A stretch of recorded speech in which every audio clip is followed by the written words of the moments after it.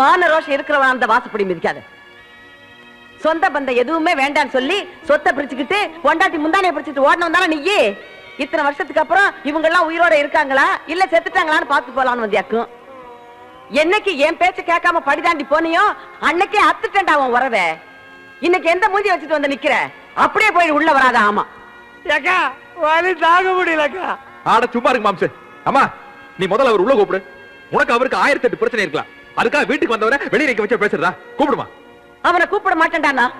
பெத்த அப்ப நாத்தாளு கட்டின புருஷனும் என்ன கை குழந்தையோட தவிக்க விட்டுட்டு போனப்ப இந்த வீட்டுக்கு ஆம்பளை துணையா தம்பி இருப்பான்னு நினைச்சேன். அன்னைக்கு என்ன அனாதையா விட்டுட்டு ஓடினவனுக்கு இன்னைக்கு என்ன மூஞ்சி இருக்கு இந்த வாசப்படியை மிதிக்க?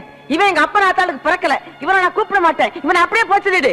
எப்பா போயப்பா அப்புறம் ஏன் பம்புறேன்? நான் ஏன் வெளியில போகணும்? சரி வாயா உள்ள வர்றேன்.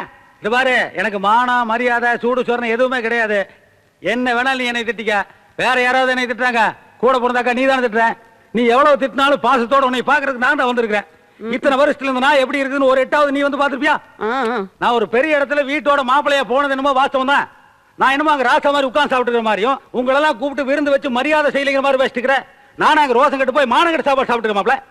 எங்க மாமனார் உயிரோட இருந்த வரைக்கும் சரியா என்னையும் அவர் ஒரு மனுஷன் நடத்தினாரு. அந்த மனுஷன் மண்டை போடுறதுக்கு அப்புறம் என்னை நாயோட கேவலமா நடத்துறாங்க மாப்பிள்ள. 2 அல்சேஷன் நாய் வளர்த்துறாங்க மாப்பிள்ள. அது கூட டின்ல பிஸ்கட் வாங்கி போடுறாங்க. எனக்கு வெறும் சோறு தான் மாப்பிள்ள. குழம்பு ஊத்துறது இல்லையா? இல்லையப்பா, சில நேரத்துல கஞ்சியோட கட் பண்ணிடுறாங்க. கேவல பிச்சைக்கார ரேஞ்சுக்கு இறங்கி பேசுறாரு. அவருக்கு வாய்க்கு ருசி ஒருவேளை சோறு போடுக்கா. சார் சாப்பிடலாம் வாங்க சார்.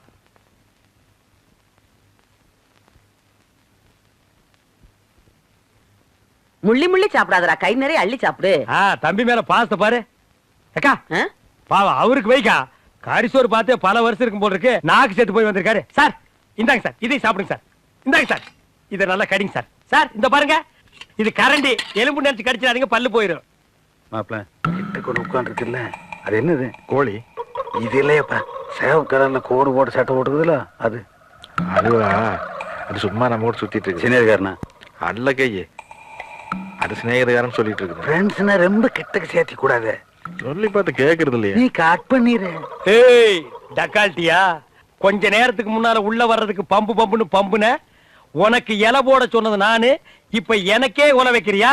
அதாயா உன்னை வீட்டுக்கு விரட்டி